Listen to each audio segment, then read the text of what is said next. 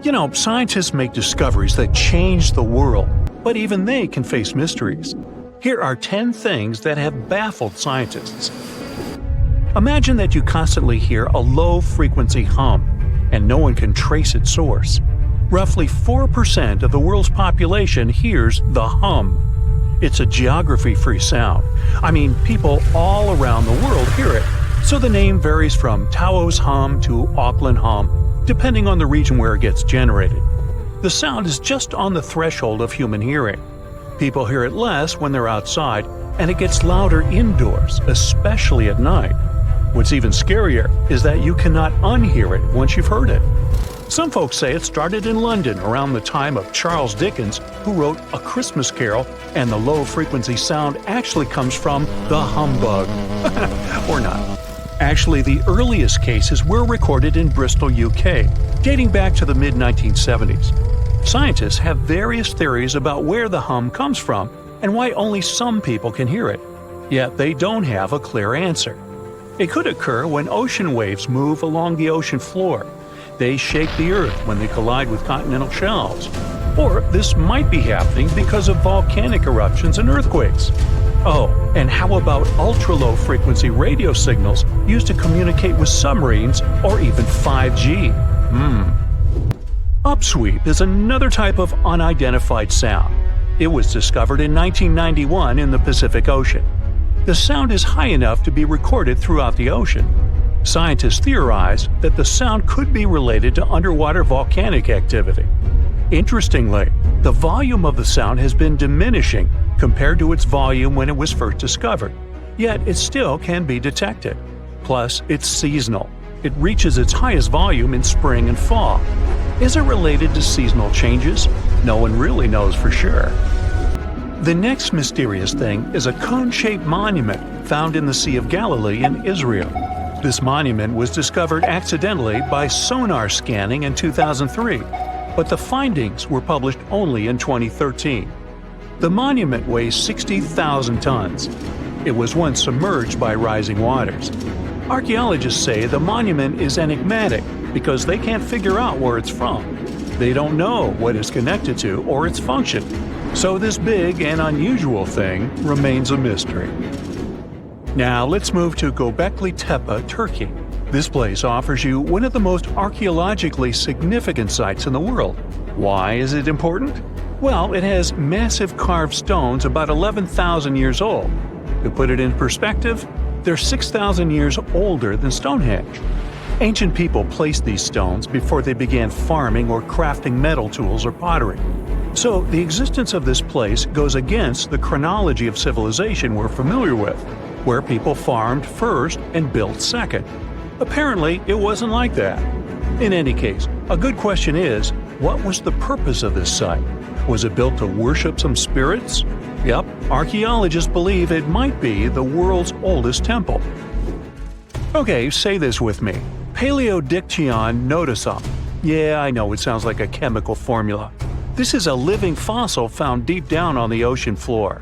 A creature makes these hexagonal burrows, that for sure. Yet scientists can't identify the artists. Now, what do I mean by living fossil?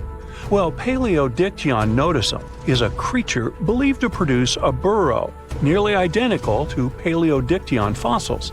Is it a worm-like animal that made them? Scientists don't know. One thing is clear. This isn't some random stuff created by geological forces. Now, speaking of fossils, take a look at this giant one. Its informal name is Godzillius. It was discovered in 2011 by an amateur paleontologist. This is a scientist who studies the history of life on Earth by analyzing fossil records. Anyway, back to Godzillius. It's almost 7 feet in length and 9 feet tall if you were to measure it upright. This fossil is 450 million years old, coming from the time when Cincinnati was underwater. It might be a fossilized algae mat, but some scientists have different opinions. This is a massive tunnel found in South America. The tunnel is at least 8,000 to 10,000 years old. At first, researchers discovered a couple of colossal burrows. They were enormous and neatly constructed. Geologists were amazed, saying they had never seen such structures before. there's no known geologic process to explain their formation.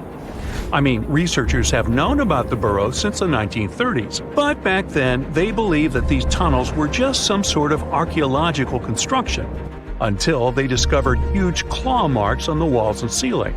They reasoned that some extinct species could be the ones to have left these marks. Many geologists strongly believe they found the burrows of giant ground sloths and armadillos. The structure is the largest known burrow from the Paleolithic age in the Amazon. Yet experts have many questions. How come such a deliberate-looking structure could form naturally? A researcher then discovered another strange cave. This one was hundreds of miles away from the massive tunnel. Fast forward, there are now more than 1,500 burrows from the Paleolithic age found in Brazil. What's even more interesting is that some of these caves are connected to tunnels that sometimes lead to chambers. I'll continue with a natural phenomenon. What if I told you that every year, especially in October, fireballs appear on the Mekong River in Thailand? According to legends, Naga fireballs are a call for Buddha to return to Earth, and river serpents are the ones making these calls. Well, that's a myth, but what does science say about it? Is it related to a flammable gas? There are no clear answers yet. These fireballs appear to rise from the water. They can go as high as almost 990 feet. They're like fireworks, disappearing rapidly. They typically glow with a reddish or orange color. I'll mention some legends too, because why not? They're thrilling. And it would be a shame not to include the one about the lost city of Atlantis. As you may know, the legend says that Atlantis submerged into the ocean around 11,000 years ago. Since then, not just scientists, but also treasure hunters and philosophers have been searching for the lost world. Could Bimini Road be a trace? In 1968, a diver found strange stones off the coast of North Bimini Island in the Bahamas. The stones look human-made. It's like they were evenly spaced out and laid in an orderly row. It baffled scientists, but not for long. Carbon dating analysis of the blocks revealed that geological forces created the road naturally. There weren't any tool marks or signs indicating that the blocks had been stacked or something. The research is continuing, but yeah, scientists generally believe that the rocks were created by erosion. Well, I guess the time of Atlantis hasn't come yet. Okay, picture this. You're wandering on the beach, and you see dozens of octopuses walking past. In 2017, a group of people from Wales witnessed exactly this. Why did these creatures come out of the ocean? No one knows the answer. The group reported that they had seen 20 to 30 octopi crawling on the sand. The people looked for some signs of injury, but found nothing. They said that they had carried the animals back to the ocean. Interestingly, these creatures kept crawling onto the shore when people were asleep. Experts say that it's hard to be sure of the reason that pushed the animals to the beach without conducting a physical examination. They're still speculating about the reason behind this unusual and rare occurrence. Could it be overcrowding? Furthermore, the octopi were well armed. A separate study points out that the more fishers hunt large animals that feed on octopuses, the more the octopus population grows. Maybe that's why these creatures have to go farther to find food or shelter. But without proper research, these are only theories. There's a lot we don't know about space, too. So here's a bonus fact about the yellowish source of life in the solar system. Scientists have discovered a new type of wave inside the sun. These waves move in the opposite direction to the sun's rotation. Plus, they move super fast. So fast that it's beyond our understanding. Researchers have different theories about the function of the waves. If they figure out their role, this could give them additional insight into the processes happening inside the sun. And yes, the octopi were well armed. They found the tomb of a royal doctor who lived over 4,000 years ago, a man who held pharaohs' lives in his hands. This man knew secrets that only deities and kings were allowed to hear. And yet, when they opened his tomb in 2024, there was no body, just vivid paintings untouched by time and cryptic symbols carved into stone. Who was he, and why was he buried with spells linked to a scorpion deity? The tomb was buried deep beneath the sands of Saqqara. The doctor's name was Tete-Nebe-Fu. He lived around 4,100 years ago during one of Egypt's most mysterious turning points, right at the edge of glory and collapse. These were the final days of Egypt's Old Kingdom. The sun still glinted off freshly built pyramids, but the shadows were already creeping in. The pharaoh, Pepi II, had ruled longer than anyone before him, 90 years. But by the end of his reign, the country was cracking. The power was slipping, the regional leaders were rising, and the Nile floods grew unpredictable. In this shaky period, the mysterious doctor thrived. His tomb was discovered by a Swiss-French archaeological team in the shadows of old pyramids. The weirdest part was that when they uncovered his burial chamber, they found no body, no golden treasures either. Unfortunately, the tomb had been robbed long ago. But what remained was something even more fascinating: the words and images left on the walls. The paintings are still vibrant, bright colors that somehow survived all those years underground. The walls show jars, containers, strange abstract patterns, and geometric shapes. And then there are hieroglyphs, lines and lines of sacred script carved with precision, like someone had poured their soul into every curve. These inscriptions revealed who Tete-Nebe-Fu truly was. Turns out, he wasn't just any doctor. He was the conjurer of Serket. Now, Serket was the female deity of scorpions, sacred and terrifying. Egyptians believed she could stop venom, heal bites, and protect the living from toxic elements. The title, Conjurer of Serket, meant Tete-Nebe-Fu was a specialist in treating dangerous stings and bites. And if he got an entire tomb for himself, he may have been Egypt's top expert in those things, a man who healed with both medicine and magic. But that wasn't all. He also held the title Director of Medicinal Plants, a title seen only once before in all of ancient Egypt. That means he knew the healing power of herbs, roots, and oils like no one else. Now, you might wonder, what plants in a huge land of sand? But in reality, ancient Egyptians used herbal medicine that would hold up in some labs today. They created pills, ointments, and inhalers. Most often they chose some active ingredient, a flavor to make it easier to take, and something to deliver it into the body. Sound familiar? And yeah, they didn't have many traditional plants, so some of these ingredients were bizarre by our standards, like using crocodile dung and acacia mixed with honey. They even had formulas for anti-wrinkle creams. And apparently, our mysterious healer was also chief dentist. This title is almost never seen in ancient records. Evidence of Egyptian dentists is incredibly rare. Turns out, our ancient genius didn't just fight stings and study plants. He was also trusted with teeth and jaws, which were actually a huge problem in ancient Egypt. These people may have built wonders, but their teeth paid the price. Ancient Egyptians constantly caught grains of sand in their mouths.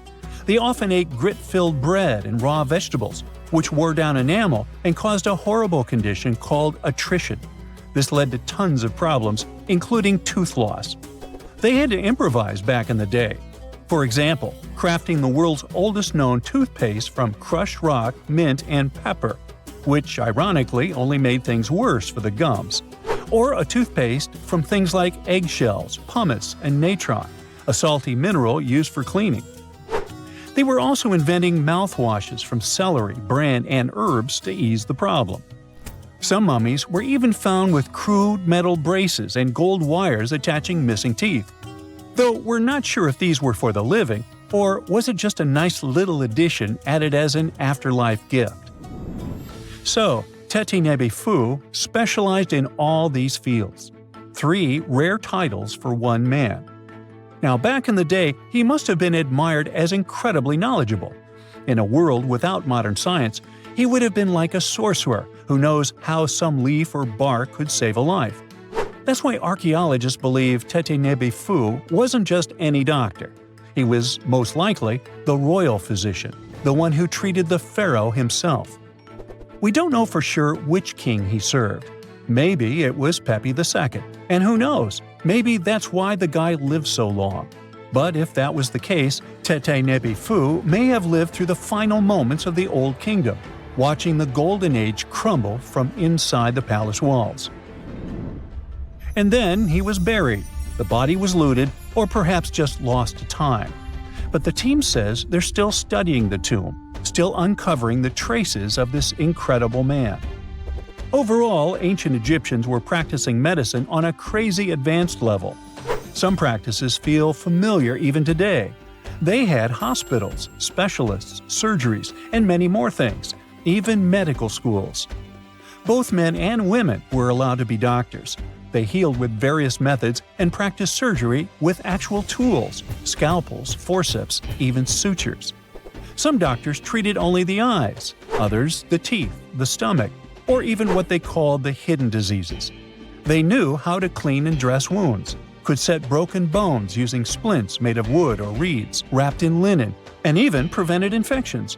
There were even proctologists. They also built the first prosthetics, like a wooden toe with leather straps that help people walk normally again. The oldest known prosthetic is 3,000 years old. Now, the most shocking part is how they actually even tried to remove tumors. A recent study looked at a 4,000 years old skull. It belonged to a man in his 30s. There were signs of past tumors, and around 3 of them, there were marks, surgical cuts made with a metal tool. That suggests someone attempted to remove or study them, maybe treatment, maybe an autopsy. There was another skull of a woman over 50 years old. It also showed similar signs, but with healed fractures from an earlier injury, which is amazing because her treatment might have actually been successful. Being a healer in this society meant something powerful. It meant being a priest, a scientist, and a magician all at once. To ancient Egyptians, medicine was a necessary art, and they treated it with as much reverence as they did their deities.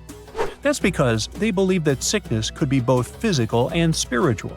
So a doctor could recite a spell while applying a salve, and a lot of their treatments worked. The reputation of doctors in ancient Egypt was so strong that leaders from other parts of the ancient world, like Persia, actually sought them out. Even Homer, the Greek poet, once said the Egyptians were the most skilled healers of all. Of course, their understanding of the human body wasn't perfect. For example, they thought the heart controlled thought and emotion. They also didn't know what the brain really did. But their approach, observe symptoms, diagnose, and treat, well, that's modern medicine. Sure, they prayed over the wound, but they also healed it, didn't they? Their most famous physician was Imhotep. That guy was a true polymath, an architect, priest, and a healer who became so revered he was later worshipped as a deity of medicine. Yep, a human who was so cool they turned him into a deity. He lived 2,000 years before Hippocrates, the so-called father of medicine. And yet, some people joke we should drop the Hippocratic Oath altogether and swear an Imhotepic oath instead. These people weren't just laying the foundations of pyramids, they were laying the foundations of healthcare.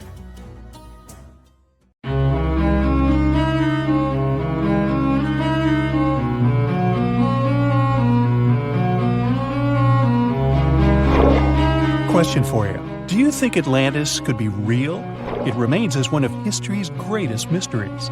The legend began with Plato, all the way back in ancient Greece. The tale of a civilization that formed and prospered before our own. Atlantis was supposedly a highly technological society, much like the Mayans. But, as the legend says, due to the people's greed, they were punished by a flood that destroyed and submerged their cities. Different theories try to guess Atlantis' location. Some say it was in the Mediterranean Sea. Some say it's beneath the Bermuda Triangle. But, as science has shown us, Atlantis may be only an allegory for humankind. Today, you'll discover several amazing underwater cities that you have never heard of. They existed indeed and are not just a myth. We're taking you on an excursion to the underwater city of Baia, which is on the coast of Italy. Known as the Las Vegas of the Roman Empire, Baia was a resort city. The Roman elite traveled there for recreation. Imagine an open-air spa. That was Baia. You can visit the submerged town by scuba diving and get close to that perfectly preserved, magnificent Roman sculpture, a true underwater wonder. You can spot the crumbled temples and buildings through glass-bottom boats. This is a moss-covered museum in Claudio's Nymphaeum. To your left, you can see a collection of classical Greek statues.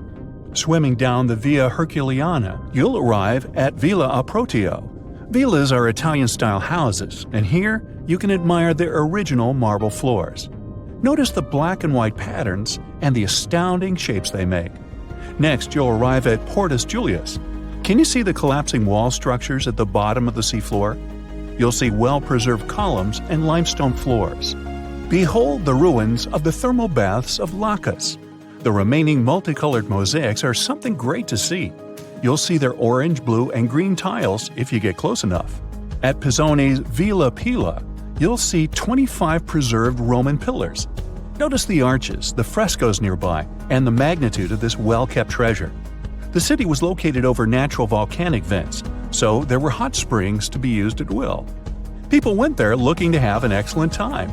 And when I say people, I mean some of the great Roman emperors we learn about in school: Nero, Cicero, Caesar. But around the 8th century, the city was sacked and the luxurious town was abandoned. Slowly, the water level rose and the city started to drown. You are on a summer vacation off the coast of Greece, 4 hours outside of Athens, in the Peloponnese Peninsula on Pavlo-Petri. You dust off your snorkel and head for a free dive on a bright sunny day.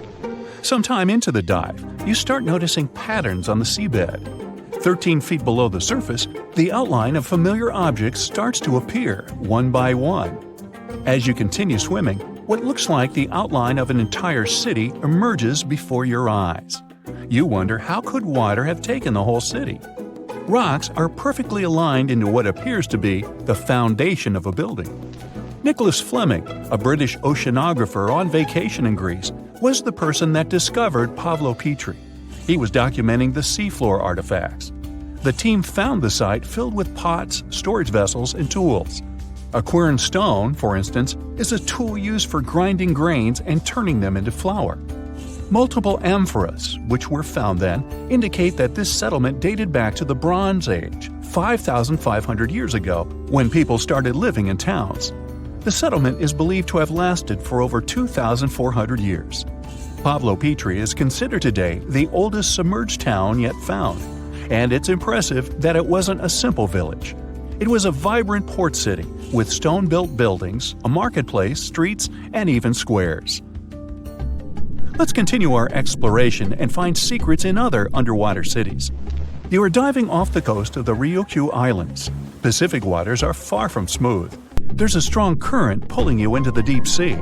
Suddenly, you see a huge structure thanks to the sunlight shining down on the seabed. At first, it looks like Machu Picchu's ruins across the globe in Peru.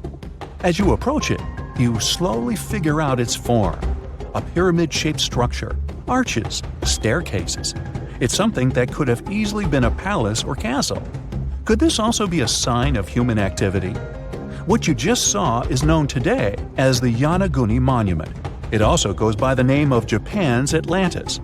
The entire monument is about the size of 5 football fields and the height of a 5-story building. Its most surprising feature is its expansive terraces that host large crowd gatherings. Explorers and scientists believe that Yonaguni dates back to 10,000 years ago. But whether it is a man-made structure or a natural formation is still under debate. For Japan's top marine geologist, Professor Masaki Kimura, Yonaguni is the heritage of a lost civilization. Kimura has dived into exploring the ruins over 100 times over the past 10 years. According to him, there are clear signs of human activity down there. The Triangle Pool, located on the monument's surface, is a triangle-shaped concave that is a historical symbol of water fountains in the region. There is also a giant turtle carved on the eastern side of the structure. And according to Kimura, turtles have an important cultural meaning. Several pieces of stone tools have been recovered from the site. Their estimated age dates back to 10,000 years ago. However, not all scientists are convinced of the same. For many, Yonaguni is the result of thousands of years of erosion. The fact that the monument is composed of one massive rock leads them to believe that it is not human-made. The defined edges and flat surfaces resemble a natural formation occurrence in Northern Ireland, known as Giant's Causeway.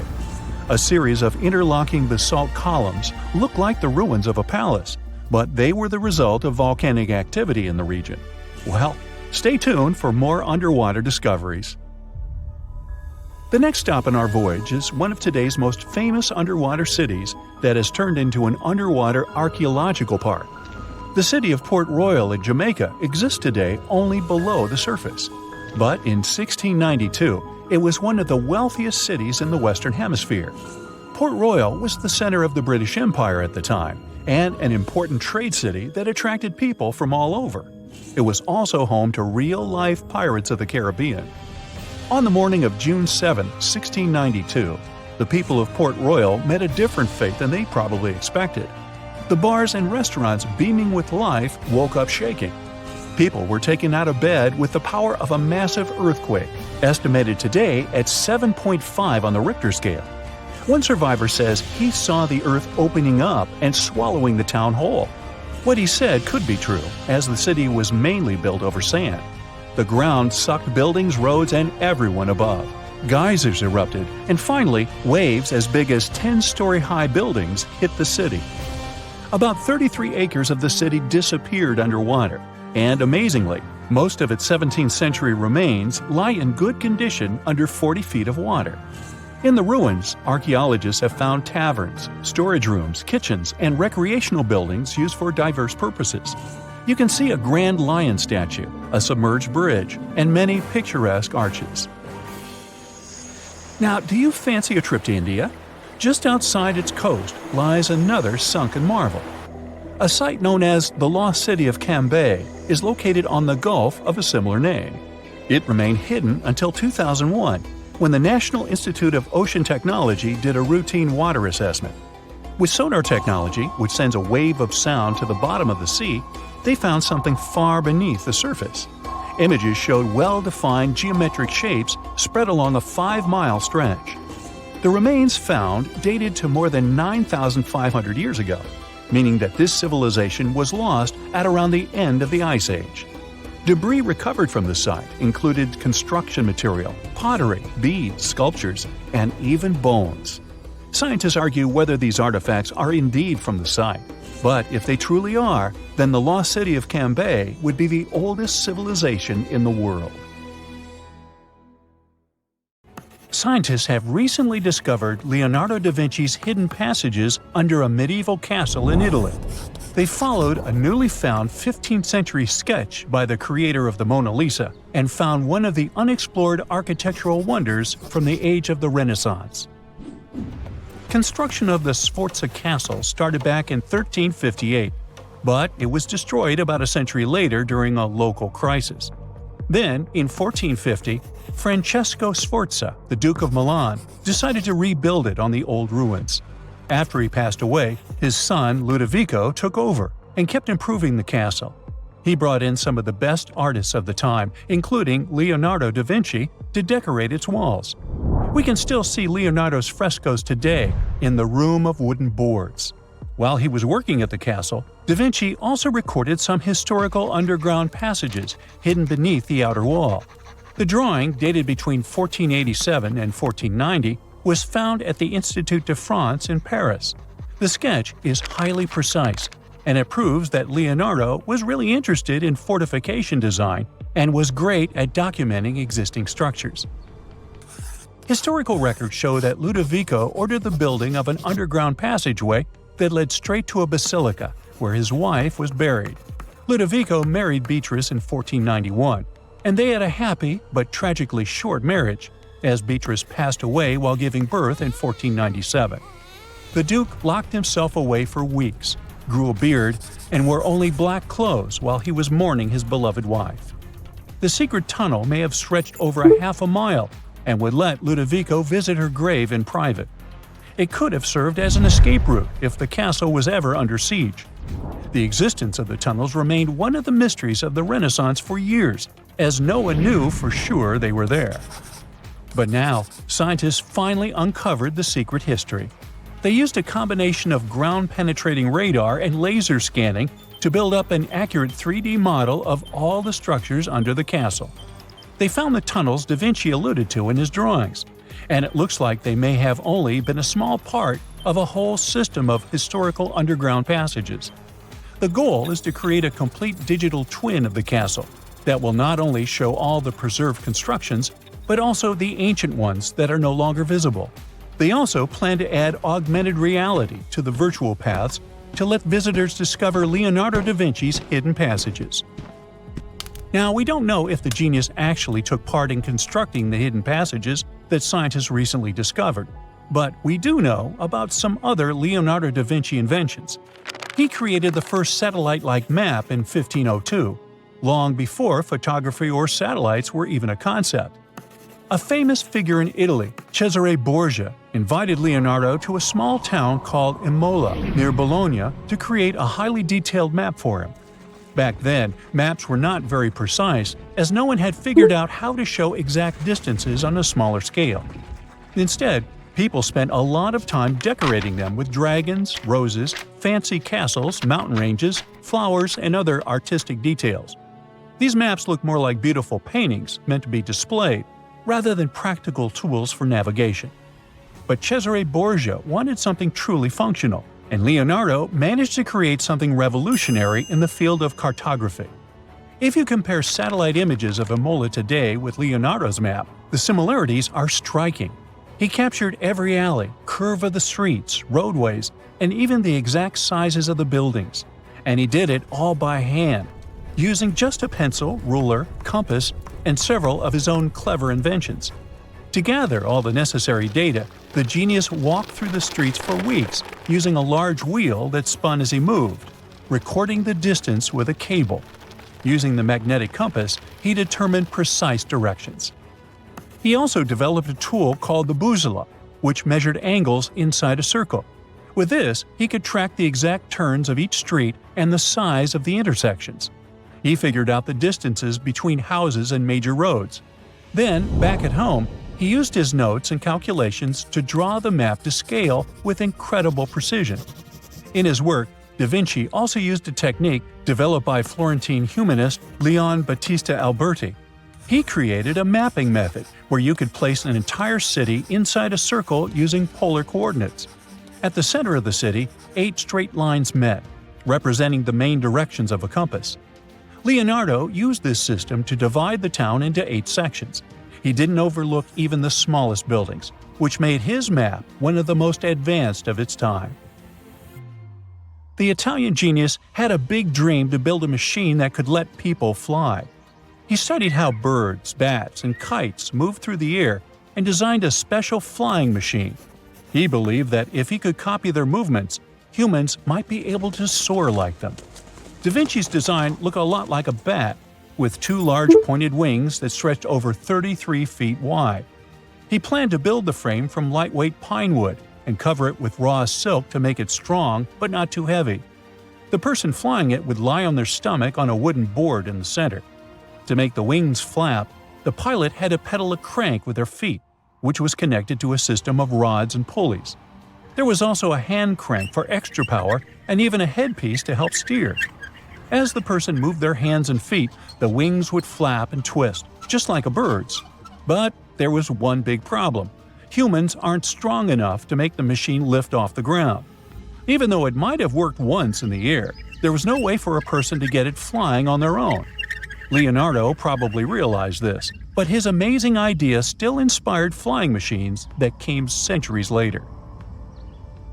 Da Vinci was way ahead of his time with many of his inventions, but his idea for a humanoid robot was especially futuristic. He was working under the patronage of the Sforza family, the one that had those ancient tunnels of Italy built. The genius designed a mechanical knight that could move its arms, turn its neck, and even open and close its mouth. Da Vinci had good knowledge of anatomy and the mechanics of body movements that helped him. His unusual creation used an external system of cables. A hand crank set it in motion, and there was also an internal gear-driven mechanism. About 450 years later, Da Vinci's detailed sketches of the robotic knight were rediscovered in the 1950s. Several researchers tried to recreate the robot from those sketches. In 2002, a roboticist who developed systems for NASA and Lockheed Martin took inspiration from the old notes and built a functioning model of Da Vinci's robotic knight. Another design Leonardo created for Duke Sforza was a special kind of bridge that could be taken apart and carried easily. It was made for defense forces who needed to cross rivers or moats while traveling. This bridge would swing across the water and land on the other side. It had wheels and used a rope and pulley system, so it could be set up quickly and packed away just as fast. To keep it steady, it even had a special weight to help balance it. Leonardo wrote in his notes that the bridge was light yet strong, and he designed several bridges like this for the Duke. One of his other designs was a bridge that could be built very quickly, and the defense forces would move across multiple rivers.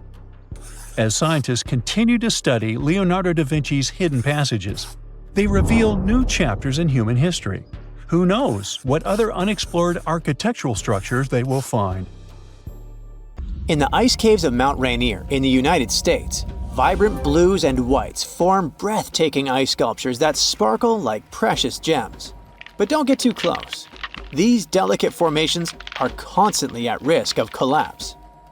As temperatures rise, ice chunks and flakes, some the size of a small car, break loose and fall from the cave ceiling.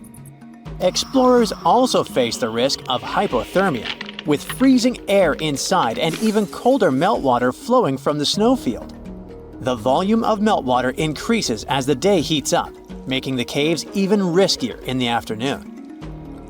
If you dive into this strange pond in Norway, known as Plura, and swim around for around 1/3 of a mile, you will emerge into a long, colorful cave where limestone and marble formations form narrow and edgy passageways.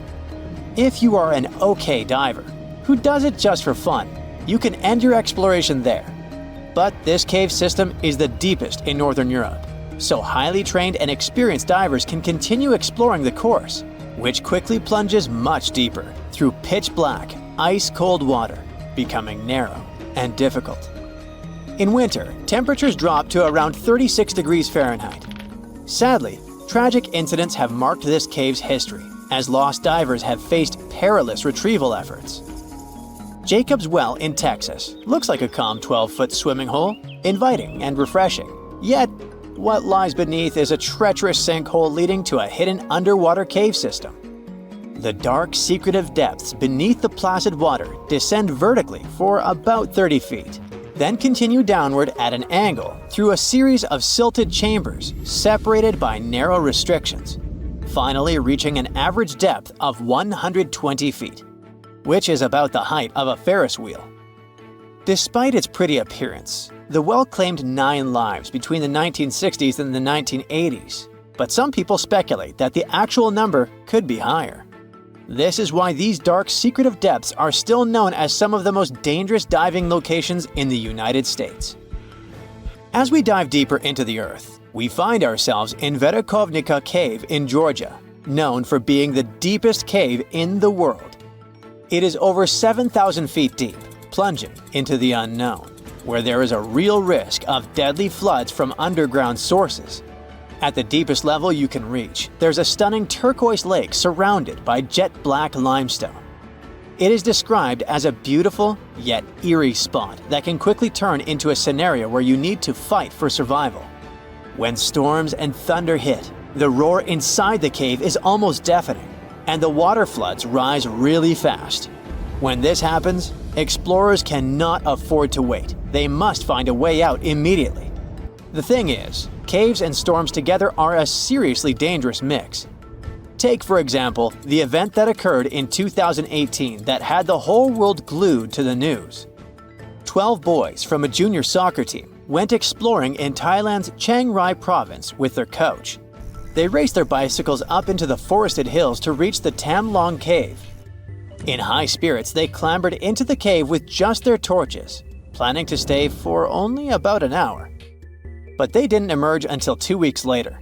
That's because right after they entered there, heavy rainfall began, partially flooding the cave system, blocking their way out, and trapping them deep inside. This is how the world learned about the real dangers of the Tam Long Cave. The Kidum Caves, located in Mount Elgon National Park in Kenya, is considered one of the most dangerous caves in the world. The cavern walls are covered in scuffs and marks that appear to have been made by miners searching for gems or gold. But later, it was discovered that those strange marks were actually made by elephants that go inside and mine the rock, seeking its sodium-rich salts. Although it is interesting, that's not the reason the cave is so frightening. It turns out these caves have a long history of being a breeding ground for some of the most fatal viruses in human history. Just to be safe, it's best to stay far away from there. In Mexico, the Nika mine offers a jaw-dropping spectacle of gigantic crystals towering over visitors. This otherworldly landscape is more than just a visual marvel, it's also bathed in extreme heat, with temperatures rising as high as 136 degrees Fahrenheit. Additionally, the air in the cave has 90 to 99% humidity, making the environment feel even more unbearably hot. But before you start making travel plans to visit this amazing natural site, keep in mind that this cave is completely off-limits to tourists. Only scientists with special permission can enter, and they must wear protective gear. Our next stop is in New Zealand, where you can find the Cathedral Cave, which is actually two connected limestone sea caves located on Waipati Beach. With 600 feet of tunnels reaching impressive heights of 98 feet, these caves are among the most remarkable sea cave complexes in the world. And they were formed after waves hit the same spot over thousands of years. The caves earned their name thanks to their acoustics, which are so good that they remind of those in a cathedral. However, you cannot test your singing skills at just any time, as it's only safe to visit during low tide. To avoid danger, visitors are only allowed when weather, sea swell, and tides are favorable. If you're not a fan of bats, you should definitely stay far away from Bracken Cave, located in Texas. During the summer, this dark hole becomes home to the largest colony of bats in the world. I'm talking about around 20 million Mexican free-tailed bats roosting there from March to October. Those people who are brave enough to approach say it's like watching a ballet as millions of bats emerge from the cave in synchronized waves, never once bumping into one another. If you listen closely, you can hear their wings flapping, which people describe as sounding like steady, gently falling rain. Now we arrive at Cueva de los Teos, which is known for an enigma that has intrigued explorers for decades. Located in the Andean jungle of southeastern Ecuador, this cave can only be accessed through a narrow 230-foot vertical drop known as the chimney. Inside, explorers find a labyrinth world of chambers the size of large buildings, connected by narrow galleries and impressive halls, some of which are pierced by jagged stalactites and stalagmites. If that isn't enough to make your heart race, wait. Cueva de los Teos is rumored to contain ancient artifacts and secrets from civilizations long past. Some say it holds a metal library with golden plates engraved with a previously unknown history of humankind. Others believe that the tunnels are too perfect to be natural, suggesting they must have been created by ancient people, possibly with the help of extraterrestrial technology. These rumors have spurred many expeditions to the cave, including one led by Neil Armstrong. Yes, that Neil Armstrong, who sought to uncover its mysteries. To this day, however, the cave has kept its secrets well hidden. Just like Cueva de los Teos, the final cave on our list isn't particularly dangerous, but it'll certainly send chills down your spine. I mean, look at this stone wall, completely covered by hand shapes. What seems like something out of a horror movie is actually the Cueva de los Manos in Argentina. The name means Cave of the Hands in English, and getting to these prehistoric hand paintings made about 13,000 years ago is no small feat. The most adventurous travelers take a 1.5-hour hike through rugged terrain to reach it. But the moment explorers step inside, they are greeted by this incredible artwork from ancient times. It is believed that there are around 800 hands inside this cave, with palms of various sizes, some small, others long and thin, indicating that in addition to men, The prints belonged to women and children. Their authenticity is unquestionable, which makes it all much more interesting. If you walk through this small stone doorway in Hierapolis, Turkey, you might never come back alive. Back in ancient times, people thought it was some sort of portal to the underworld. Romans would go in carrying perfectly healthy bulls, but after a few minutes, they would watch these animals collapse as if hit by some mysterious force. But what's even weirder is that nothing happened to people. They could walk in and out just fine. Now, recent studies might have an answer for these eerie happenings, and it all has to do with people's heights. The gate, known as Plutonium, named after Pluto, the deity of the underworld, is a stone doorway leading to a small 32-square-foot cave. But the real danger is what is going on beneath it. Hierapolis is a super active geological area, and there's a big crack under the city that constantly emits volcanic carbon dioxide, which comes up as a visible mist. During the day, the sun dissipates the gas. At night, the gas forms some kind of a carbon dioxide lake on the sheltered arena floor. At dawn, you need to get out of there before it's too late. This whole place can turn particularly life-threatening right before the sun rises, when the carbon dioxide concentration, about 15 inches above the arena floor, reaches 35%. That means birds, bulls, and even humans can suffocate and pass away in just a couple of minutes. But there is a scientific reason that explains how Romans could get out of there unharmed. The carbon dioxide concentration drops quickly with height. So animals perished while their handlers, being taller and standing up, could walk out and breathe safely. Most people can't stay inside the Begarn fort after sunset. This 16th century fort, located about 146 miles from Delhi, is known as one of the most haunted places in India. During the day, the area is bustling with visitors who can walk through the main gate of this once grand fort city and check out the ruins of temples and palaces. But they will also see this big sign at the gate that dramatically warns everybody that all access is strictly forbidden after dark. That's probably because at night, according to locals, women can be heard screaming and crying in that place, along with the sounds of bangles breaking and strange music. Others have reported seeing shadowy figures and flashing lights among the ruins, or even smelling a strange perfume floating around. Yawata no Yabushirasu is one of Japan's most restricted forests, located in Ichikawa.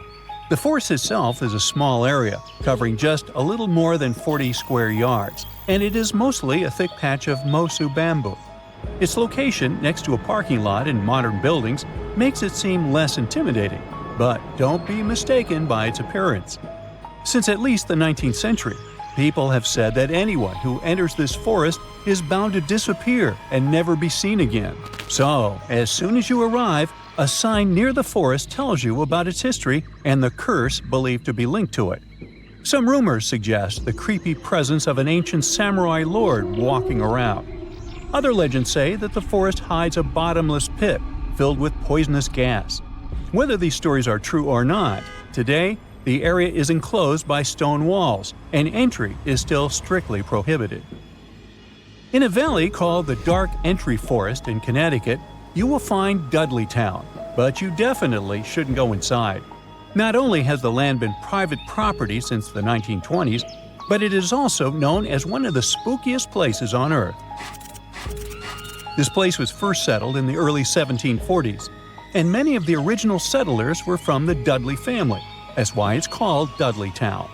There's a local rumor that the town's founders were descended from Edmund Dudley, an English nobleman who lost his life for treason.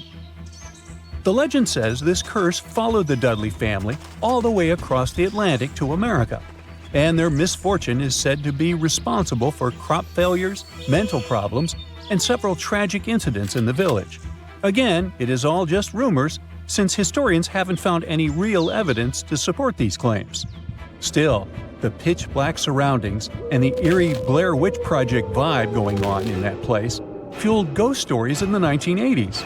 This led to many cases of vandalism in the following decade, and because of that, the landowners closed the area to the public. This old abandoned building used to be the fancy palace of King Farouk's family, who was the penultimate king of Egypt back in 1936. After his family members passed away, the palace was turned into a morgue. Locals say that today, the whole place is super creepy and off-limits. Some people have reported seeing light bulbs flicker and shadows move around, making strange noises. Once, a group of kids allegedly went inside and totally freaked out when they found all the doors had suddenly disappeared, leaving them in complete darkness.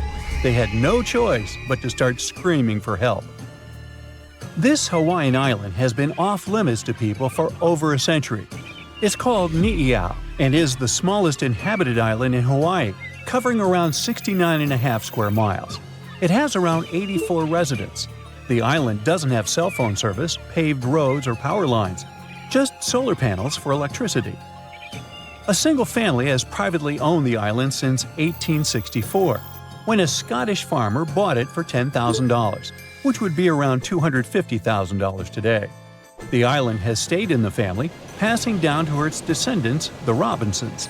They have kept it private ever since, so access is highly restricted and basically by invitation only. The Erdstall tunnels are a network of about 2,000 mysterious underground passageways mainly found in Central Europe, especially in Austria and Bavaria. These tunnels are usually narrow and cramped, often just wide enough for one person to squeeze through at a time, and they are believed to date back to the Middle Ages, as far back as the 12th century. What's really puzzling about these tunnels is their purpose. Despite a lot of research, nobody really knows why they were built. There is a theory that they were used for storage, but since many of them are below the waterline and occasionally get filled with water, that doesn't seem very practical. These tunnels have very light, almost claustrophobic sections and sudden drops, which doesn't seem practical for other straightforward uses like escape routes, hiding places, or even spiritual purposes. To make things even more mysterious, there is a complete lack of artifacts, which makes it even harder for researchers to figure out what these tunnels were really for. Since 2019, adventurous people can get arrested if they try to climb this rock. Uluru, also known as Ayers Rock, has been off-limits because it is now considered a sacred site for local communities. But the fact that it is also extremely dangerous probably played a big role in the decision to close it off to visitors. This rock is 1,142 feet high, which is about the height of an 80-story building. The climb to the summit can be very slippery, and high temperatures, which can hit 116 degrees Fahrenheit in the summer, have led to people passing away from dehydration and heat-related issues. Something even creepier happens at the top of the rock right after storms. When it rains, small tadpole-like crustaceans called shield shrimp hatch in temporary waterholes and rock pools on top of Uluru. These extraterrestrial-looking creatures are about 3 inches long, and they spread their super-resilient eggs everywhere. When enough summer rain comes, they hatch and go wild, feeding on microorganisms and bacteria in the water. How these strange creatures end up in the fleeting pools on top of Uluru is still unclear, but the most likely explanation is that their eggs might travel there with the wind. For more than 3,000 years, the gold mask of Pharaoh Tutankhamun stayed hidden in the Valley of the Kings. This artifact, which stands about 21 inches tall, shows how skilled and artistic the ancient Egyptians were. But nobody expected that X-rays would reveal its biggest secret. King Tut was the last ruler of his family during the 18th dynasty. He took the throne at just 9 years old, but ruled for only 10 years before he passed away unexpectedly. If we're being honest, back in ancient Egypt, he was mostly forgotten by the rulers who came after him. His tomb wasn't a big deal for them, so much so that even the grave robbers forgot about him. It might sound a bit sad, but the truth is that it was actually great news for us. Since his tomb was practically forgotten, it ended up being perfectly preserved. While the other tombs in the Valley of the Kings were looted, his remained sealed and untouched. So when it was discovered back in 1922, it had over 5,000 precious objects inside.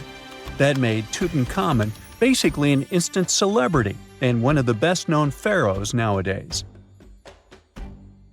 Among the treasures was the most stunning piece, his golden mask. This mask is said to be an exact image of the king's face, or at least it was supposed to be, but we'll get to that later. The purpose of this accurate representation of his face was to make sure that his soul would recognize him in the afterlife and return to his mummified body. In ancient Egyptian beliefs, this would allow him to continue living in the afterlife. The details of the mask clearly looked incredibly difficult to create, but people didn't realize how complex it truly was until many years later. The first X-rays of the mask were taken in 1967. Back then, the main reason for these scans was practical – conservation. The mask was heading to Paris for an exhibition, and it was the first time it had ever left Paris. This would help them keep track of any changes during the exhibit. Plus, the images could give clues about how the mask was made, but back then, they probably didn't fully realize just how complex its construction was. I mean, Egyptian goldsmiths didn't use modern soldering techniques. So, how did they make this mask? New X-rays taken in 2007 gave us some answers. It turned out the Egyptians didn't use pure gold, which is 24 carats. The mask was actually made of 23-karat gold, meaning it was mixed with another material. So specialists discovered that the gold sheets contained a small amount of copper, a reddish-brown metal. This was likely done to make the material more flexible and easier to shape. They would then shape the gold sheets by heating and hammering them over and over again. But there was one more secret inside the mask that wasn't discovered until 2015. The year before, the staff at Cairo's Egyptian Museum were working on the mask display when the long beard of the mask accidentally got knocked off.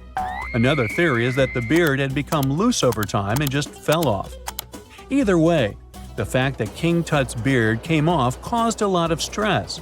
After all, we're talking about one of Cairo's biggest tourist attractions, so the experts had to fix the problem quickly. The restoration process started with a detailed recording of the mask's condition. To do this, they had to take a full three-dimensional scan of the artifact, and, by accident, they found something very interesting in the mask. Inside the royal beard, there is a gold tube, an intriguing structure that the Egyptians likely used to attach the beard to the rest of the mask. And that proved, once again, that the process of making this mask was even more complex than experts thought. But the mysteries don't stop there. Remember how we mentioned that the mask was thought to perfectly represent King Tutankhamun's face? Well, that might not be entirely true. Some popular theories suggest the mask was never meant for him and was actually made for someone else. A study published in 2015 suggested the mask was originally made for a female pharaoh, his supposed stepmother, the famous and beautiful Egyptian queen Nefertiti. The biggest clue comes from an inscription on the mask. At first glance, it seemed to belong to Tutankhamun, but after a close examination, researchers noted that something else was actually written underneath King Tut's name. The royal name stamp seems to have been altered, and originally it had something written on it that translates to Queen Nefertiti. There is another feature of King Tut's golden mask that was overlooked for years, which adds even more mystery. As we mentioned earlier, experts believe he wasn't respected much by the pharaohs who came after him, and one of the clues that made archaeologists think this is the pierced ears on the mask. Some researchers believe that King Tutankhamun wouldn't have worn earrings after he was a kid.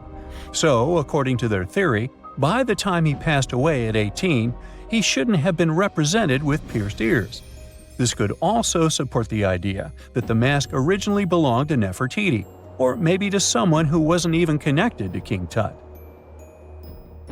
But the mask isn't the only source of mystery. In fact, his whole tomb is full of puzzles. Recently, historians found a sign that the place where King Tut was supposed to be buried was changed at the last minute. For years, experts wonder why a pharaoh who ruled for 9 years ended up in such a simple tomb. When compared to the grandeur of other pharaohs' tombs, his tomb seemed, well, a bit plain. The idea that a king like Tutankhamun would have such an unremarkable resting place just doesn't match up with the power and importance he must have had in ancient Egypt. So, what happened? Well, apparently, this might have something to do with his successor, Pharaoh I. After King Tutankhamun passed away, researchers believe that I made sure to erase him from Egypt's history. So, one theory suggests that he was probably behind the quick decision to place King Tut's body in a smaller, less impressive tomb. When experts looked at I's own tomb, they found something interesting. There is a large wall covered in painted baboons. This is the same type of artwork found in Tutankhamun's tomb. It seems like the same person might have chosen the artwork for both tombs. Now, the design and decoration of the two tombs are almost identical, suggesting there was a shared hand behind both. But there is one key difference. I's tomb is fit for a king. It's much bigger and more impressive, even though the style and artwork are similar to what you see in Tutankhamun's tomb. So the theory suggests that I decided what went into both tombs. Since Tut passed away unexpectedly at a young age, his grand tomb wasn't finished in time. Normally, pharaohs start building their tombs while they're still alive to make sure everything is perfect. But Tut passed away when he was just 18, so there wasn't enough time. I may have taken advantage of the situation, ordering a smaller tomb for Tut and keeping a larger one for himself. Experts believe this theory explains why Tutankhamun's tomb is so simple and how I managed to wipe his memory from history so easily. But in the end, the story of King Tut's mask and tomb is full of mystery and intrigue. Each new discovery sheds more light on what really happened all those years ago. But one thing is for sure, the secrets of ancient Egypt still have much to reveal, and King Tutankhamun will continue to fascinate people for years to come. Imagine you were chosen to answer one of history's most important questions. What was the first civilization on Earth? The job description is simple, yet the task is extremely challenging. You need to unearth the proof of the world's first official civilization. Was it the Sumerians in Old Mesopotamia? Or was it the ancient Egyptians spread out along the Nile River? Not to make you nervous or anything, but history is quite literally in your hands. Good luck! Since you can't turn back the clock and visit Old Mesopotamia to get the answers to your questions, you'll need to research museum databases in order to get some clues. First things first, we need a definition of what is considered a civilization. It's not just thousands of people grouped together and living harmoniously. There are some key elements that together make a group of people a civilization. Like, for example, the domain of urbanism, aka city building, irrigation systems, and writing. You decide to begin your search by diving deep into the history of the Sumerians, which today hold the position of the world's first civilization. Now, imagine being the first of your kind. This means having no external examples. Rather, it means starting from scratch. First thing you'll need? A piece of land. And since there were no active water companies in the world at that time, you'll need a piece of land with easy access to water. So, the Sumerians settled between two major rivers, known as the Euphrates and the Tigris in southern Mesopotamia around 5000 BCE. Fun fact, Mesopotamia translates to the land between two rivers. On a modern-day map, it's more or less where Iraq is situated today. Together with land, a civilization needs ways to get food. The Sumer civilization had to face a dry and hot climate, but they managed to make agriculture thrive in the region. By diverting river waters and creating reservoirs and dams, the Sumerians allowed for a series of settlements to emerge across Mesopotamian plains. The famous city of Babylon was one of them. You know, the city that supposedly had those hanging gardens? I say supposedly because no definitive proof of the real existence of this monument has ever been found. However, it was considered one of the 7 wonders of the ancient world, and cited as a remarkable feat of engineering in an ancient book published around 290 BCE. Although no record was found of the Gardens of Babylon, the Sumerians were recognized as extremely skilled builders. Their cities were filled with mud brick constructions, and the most impressive ones were known as ziggurats. stepped pyramids that were built for spiritual purposes. The Sumerians built a trade network to supplement scarce resources and started to exchange goods with civilizations rising nearby, like Anatolia and Egypt. The beginning of trade was what drove the Sumerians to develop what is believed to be the world's first writing system. It began as a simple system, likely dating back to 3400 BCE. In this system, each syllable was represented with a drawing. Later, it gradually evolved into a fully formed cursive writing system. Don't believe me? Take a look at this piece from the Babylonian times. This huge basalt plaque is called the Hammurabi Code. It's known to be humanity's first collection of written laws. As far as the story goes, it was carved in volcanic stone around year 1760 BCE. Look at the precision of these carvings. It's quite astonishing. But the content is also surprising, since these 282 rules vary from commercial regulations to strict laws of justice. The thing is, historians don't have a consensus on whether the Sumerians were really the first ones to invent writing. Some think it might have been old Egyptians. Let's pause here. Ancient Egyptian settlements are believed to have started around the year 5500 BCE, which is earlier than the Sumer civilization. But remember I said a civilization needed a few things before it was considered as such. Ancient Egypt consisted of several smaller city-states, such as Memphis, Abydos, and Thebes, spreading out along the Nile River. It wasn't until 3000 BCE that Egypt was unified under one kingdom and lasted as an empire until nearly 1000 BCE.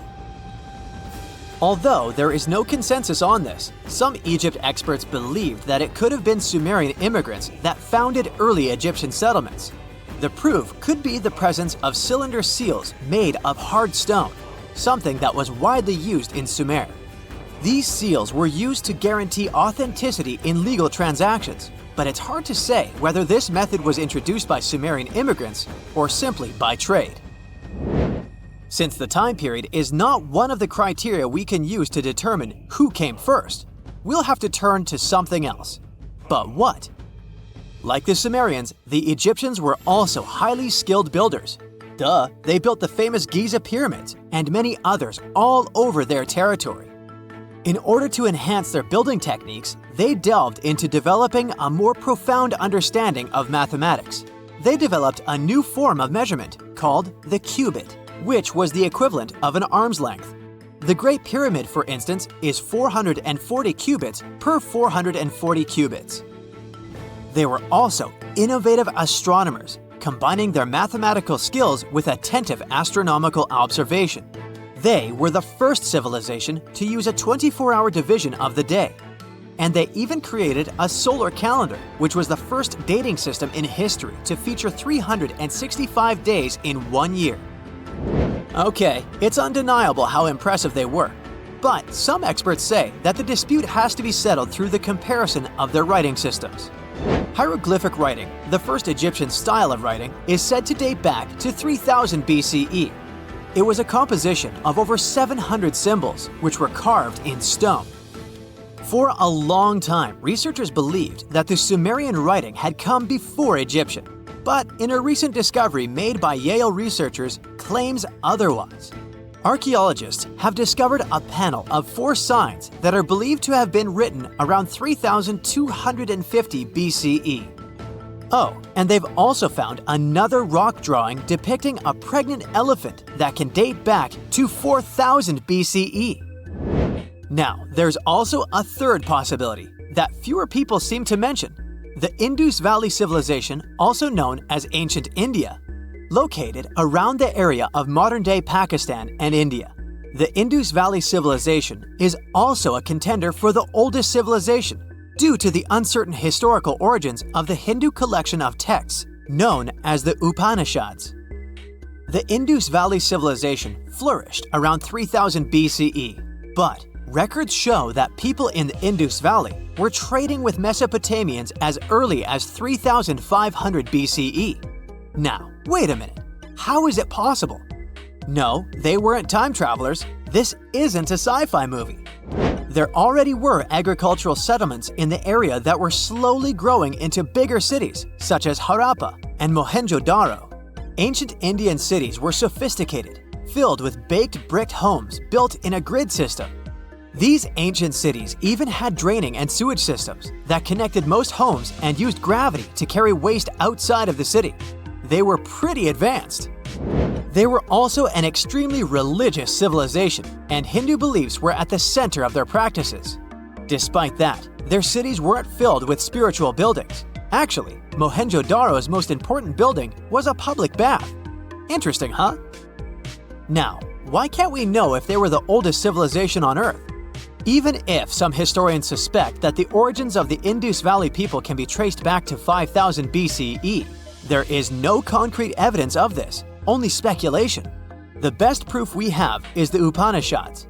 The Upanishads are texts filled with philosophy, mantras, and ceremonies. The thing is, part of Hindu practices included memorizing and passing down the wisdom of the Upanishads in oral form. So, it took a while before it appeared as a written script. Well, I'd say historians aren't really sure what was the world's first civilization. We can only guess at this point, but who knows what new discoveries might reveal. If someone finally invents time travel and you hop on a trip to the past, you won't recognize many of the things you know and love today. The Statue of Liberty and the Egyptian pyramids, some basic gadgets like the remote control and your laptop, and even the corn you have for lunch have all changed beyond recognition. When the pyramids were originally built in ancient Egypt and Giza and other places, they didn't look sandy brown at all. All of them were covered with white limestone. If you had seen them under the hot African sun, you'd have to look away. That's how smooth and shiny they were. Builders used around 6 million tons of this material for the Great Pyramid of Giza alone. It's the largest one you can still see on your trip to Egypt. The local rules were quite a thrifty crowd, and they reused some of the casing stones for other construction projects. A massive earthquake in the 14th century has also loosened some of the stones, so you won't see a lot of limestone, but some of it is still there, on top of the Pyramid of Khafre in Giza. It looks like it has a second peak on top of the first. In ancient times, all pyramids used to have capstones called pyramidions, covered in a mix of gold and silver. Most of them have been lost over the centuries, but you can still see a few of them at museums. They show images of Egyptian deities. The pyramids were probably modeled after a sacred pointed stone, the benben. It represented the rays of the sun. Now, lifting heavy rocks wasn't so simple without the tech we have today. I guess you'll agree with me if you helped your friends move at least once, and they made you carry the couch. But those smart Egyptians of the past thought of that and chose the pyramid shape. It lets the weight distribute evenly throughout the whole thing. The Statue of Liberty has also had a major makeover since it was first unveiled in 1886. Believe it or not, it used to be a shiny brown color, just like a penny.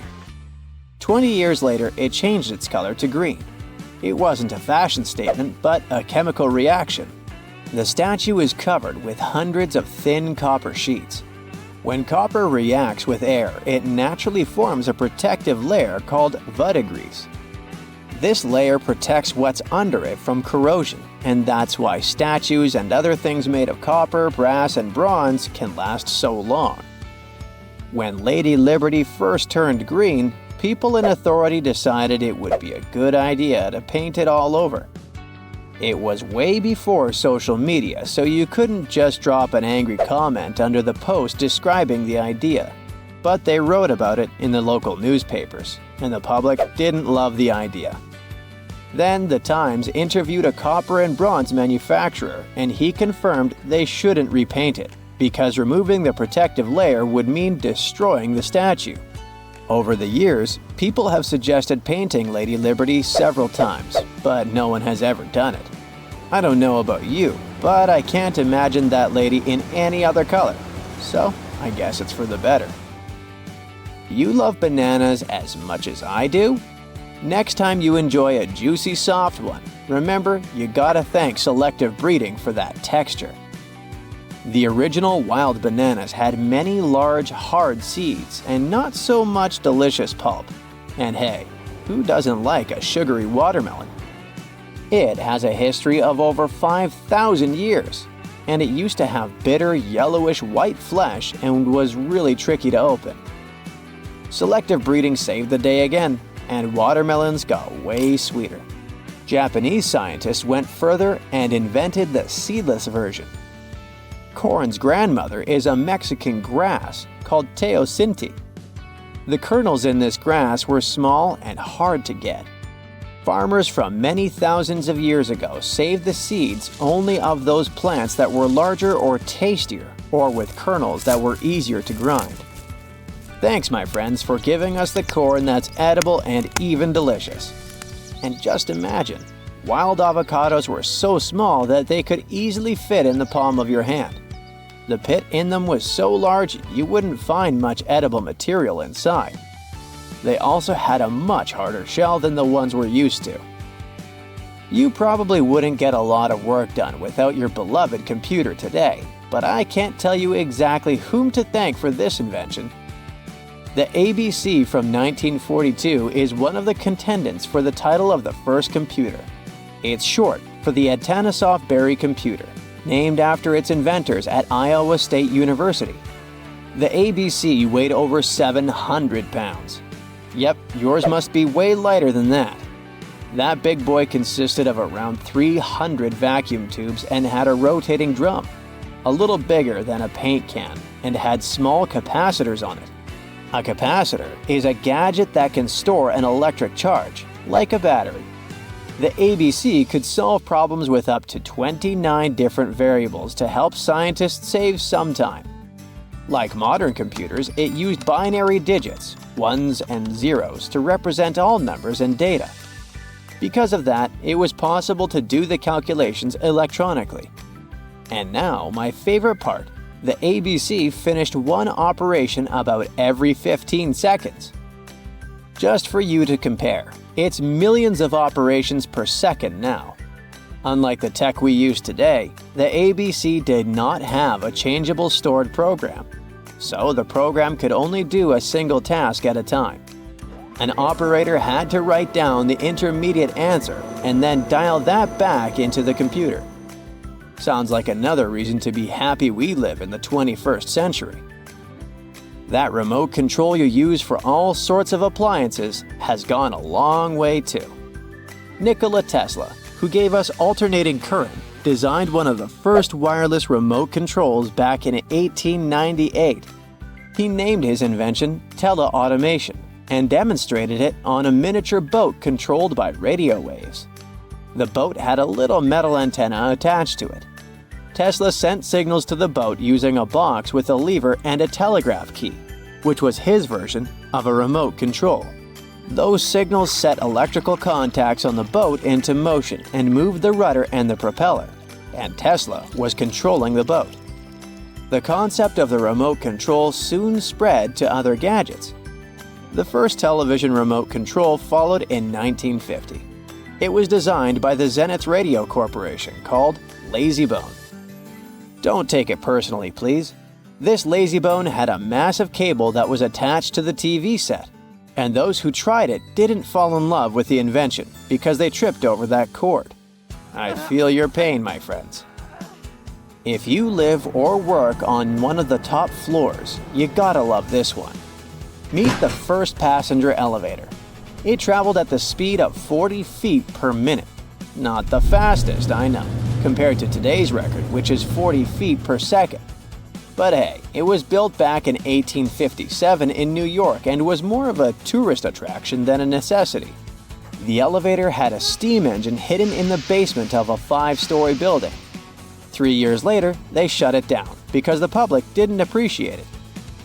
Otis Tufts filed the first patent for a vertical railway around the same time.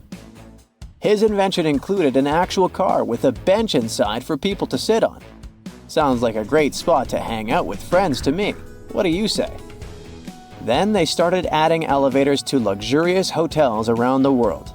They were entire rooms with a rich design, upholstered seats, and mirrors on the walls. and sometimes even a small chandelier. There was an obligatory operator who'd close the door and the car would start its super slow ascent. It was still more about style than about speed, so I guess I'd choose the stairs. A gruesome discovery took place in Egypt some years ago. You want to hear about it? 16 human hands, carefully buried in 4 eerie pits. They didn't look too much like human hands at first, since they were abnormally large, but they were.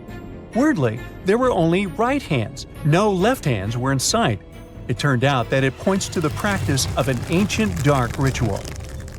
Old Egyptian art and tales talked of a ceremony where warriors would present the right hand of their adversaries as proof of victory and ask for gold in return. Egyptians believed in the afterlife, so cutting off someone's hand meant you cut off their power eternally. Guaranteeing this type of defeat was interesting to the winning party. Here, the fight was between Egyptians versus Hyksos, who lived in what was once known as Canaan. Egypt has always been the center of some history-changing findings, and some time ago, this papyrus was found. If we stretched it open, it would be just a tad bigger than the height of a skyscraper. The world's tiniest skyscraper, which is located in Wichita Falls, Texas. When humans didn't write on their notes app, they wrote on this thing, made from the medulla of a papyrus plant. Around 2,000 years ago, ancient Egyptians wrote something reminiscent of a book where they describe most of their funerary traditions and their visions of the afterlife. It's considered one of the most important texts from ancient Egypt and is still sold in bookstores to this day. This ancient manuscript was unearthed from a chamber located just south of the Pyramid of Djoser, located in Saqqara. Oh yes, Djoser is the oldest pyramid in Egypt and not the Giza pyramids like most people think. So recently, the site of Saqqara buzzed with excited archaeologists who probably found one of Egypt's oldest complete mummies. They believe that this beautiful and well-preserved mummy was that of a wealthy man. He was discovered in a deep shaft, covered in layers of gold leaves. There are many symbols that show he was an important and wealthy man, like the band he wore on his head, the bracelet on his chest, and the fact that he was embalmed with a tunic, which was reserved for Egypt's finest. The most exciting part of the entire discovery was finding the resting place sealed with mortar, just as the ancient Egyptians had left it 4,300 years ago. Now this may sound weird, but back in 2008, archaeologists discovered a missing pyramid. Now it went missing because it deteriorated over the span of 4,000 years. Today, you can only see its base. It was a pretty important site back in ancient times. It is said that around the area of the pyramid, the ancients hosted a special type of ceremony where high priests would carry mummified remains of sacred bulls. Now here's a fun fact. Ancient Egyptians believed that Apis bulls were earthly incarnations of the city deity of Memphis and was connected to rites of fertility. It wasn't just any Apis bull, though. They needed to be all black with a single white mark between its horns and a bunch of very specific characteristics. They were selected by the local priests and honored until they passed away. After that, they were mummified and buried in underground galleries. Meanwhile, this missing pyramid sort of disappeared around the 1800s. It was a German archaeologist who first found it in the village of Saqqara. He called it the Headless Pyramid when he first found it. But then, years after the official discovery, the desert sand came along and covered the whole thing. There were some excavations between the 19th and 20th centuries, but they weren't too systematic. That's why scientists were so thrilled when they dug an entire pyramid's base after removing the 25-foot mound of sand that was covering it. Oh, and it turns out American archaeologists are excavating a cemetery in Egypt that could contain over 1 million mummified bodies. So far, archaeologists have dug around 1,700 mummies. One of the main differences from other classic Egyptian mummies is that these people weren't kings and pharaohs. They were commoners that most likely lived about 1,500 years ago, when Egypt was controlled by the Roman and Byzantine empires. The name of the cemetery is cool, though, the Way of the Water Buffalo, just in case you want to check it out on your next trip. Other than bulls and buffaloes, ancient Egyptians also liked baboons. Are you seeing a pattern here? In the beginning of the 20th century, archaeologists discovered a site filled with mummified baboons in a place called, guess what? The Valley of Monkeys. An animal wouldn't have been mummified if it wasn't considered important. Certain animals were more important than others, since they were linked to specific deities. Jackals were connected to Anubis, the ancient god of the afterlife, and cats were likened to the female deity Bastet. Baboons were a pretty big deal, since they were believed to be connected to Thoth, the deity of wisdom and advisor to Ra, one of Egypt's supreme deities. The archaeologists who studied these animals weren't too happy. They think these baboons were kept inside and were deprived of sunlight for most of their lives. They had extreme vitamin D deficiencies and they were poorly fed. Maybe Thoth got angry with these baboon keepers. Just a guess.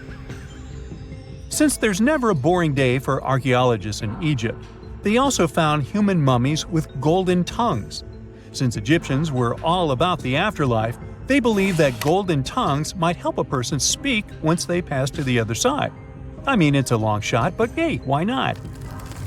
Some of these mummies were placed in wooden coffins with goods, such as necklaces, pottery, golden artifacts in the shape of lotus flowers, and scarab beetles, and iPhones. Just kidding. A new temple was also unearthed recently in Egypt. Scientists believe it was dedicated to honor Zeus Cassios. That deity would be a cross between Zeus, the almighty Greek deity of the sky, and Mount Cassios.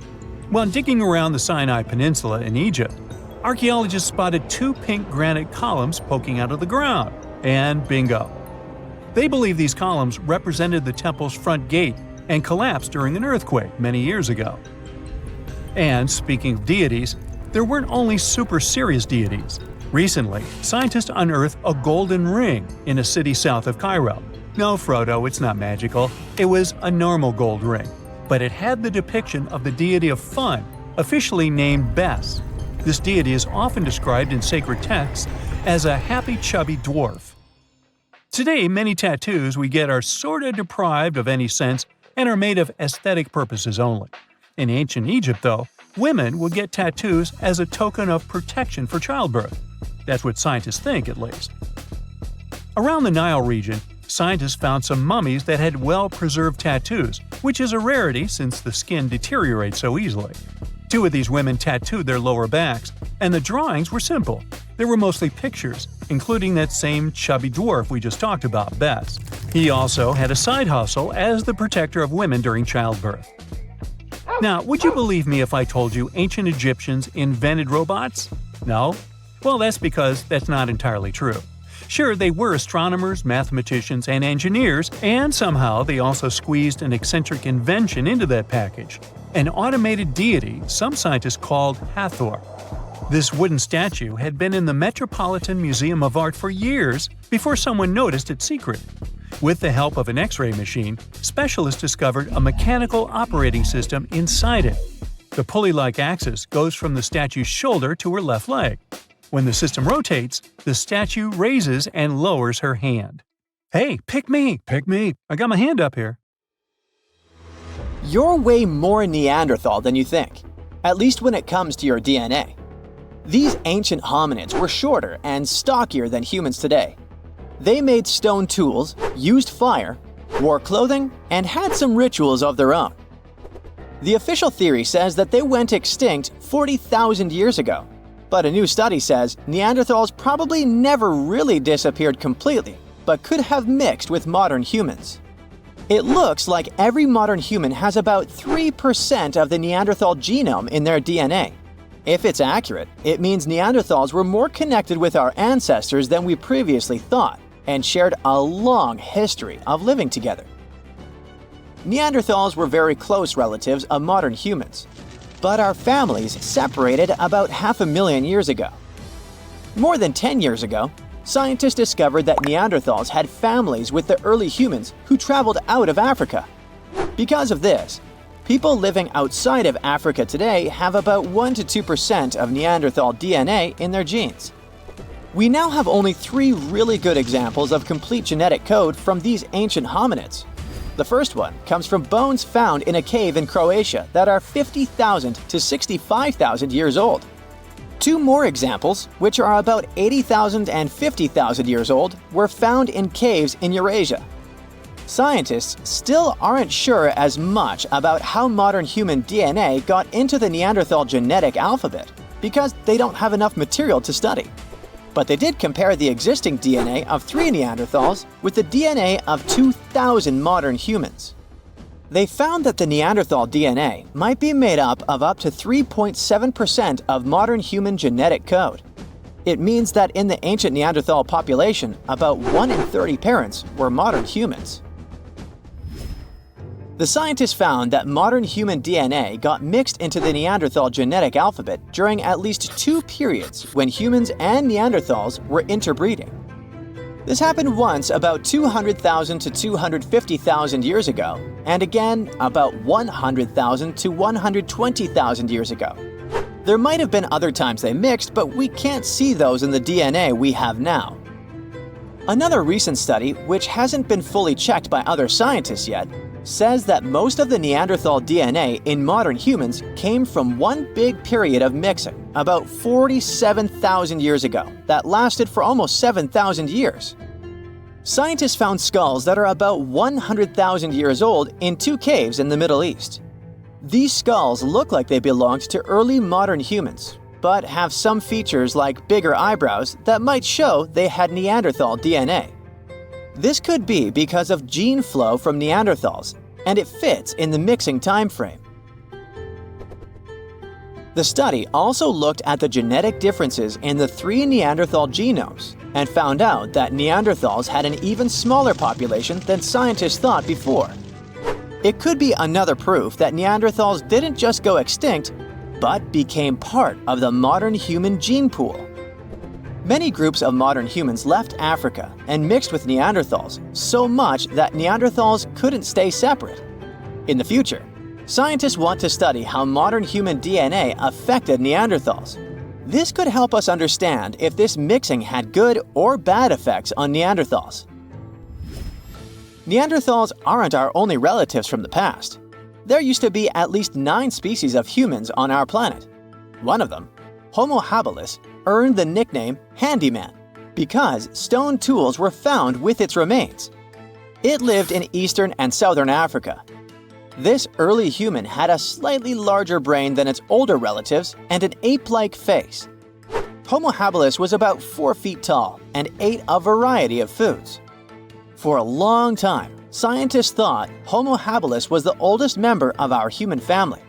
But new dating methods have shown that Homo erectus, another ancient human, might be older and not related to Homo habilis. Homo naledi is a more mysterious member of our human family, discovered in a South African cave in 2013. It's the only region of the world where their remains were found. They walked on 2 feet, but were also good at climbing trees. They were small, about 4 feet 9 inches tall, weighed around 88 pounds, and had small brains. We don't know much about how they lived since we haven't found stone tools or other cultural evidence. But some scientists think they might have buried their deceased and made cave art. In 2010, scientists found some fossils in a cave in Siberia, but they weren't sure what species they belonged to. These fossils are from a group called the Denisovans, who lived between 194,000 and 51,000 years ago. We don't know much about them because we only have a few fossils, but DNA analysis has shown that Denisovans were closely related to Neanderthals and modern humans. They even had families with early humans, especially in Southeast Asia. There aren't enough fossils to give Denisovans their own species name, but their genes are found in modern humans, which means they might be part of our own species. As scientists study more about Denisovans and fossils in Southeast Asia, we might understand better how different species fit into the Homo family tree. In 2003, they found fossils of a very small human-like species in a cave on the island of Flores in Indonesia. These tiny people lived between 100,000 and 50,000 years ago. They were only about 3 feet 6 inches tall. Scientists think they might have come from another species, Homo erectus, and became smaller over time because they lived on an island with limited food. Because of their small size, they're often nicknamed hobbits. Around 40,000 years ago, Homo sapiens, yep, that's us, were the last humans left out of many different kinds of human-like species that walked on two legs. So, the logical question is, what happened to the others? And what did we have to do with their disappearance? Some scientists think we survived because our offspring lived longer, or because we were better at handling changes in the weather. Others think we might have competed with other human species, or maybe mixed with them and shared genes. About 300,000 years ago, the first Homo sapiens lived in Africa. They didn't look exactly like us, but they were more similar to us than other early humans. They had tall, round skulls with almost straight foreheads. Unlike Neanderthals, they didn't have thick brows or jutting jaws like Homo naledi. They also had chins, which no other early humans had, though we still don't know why.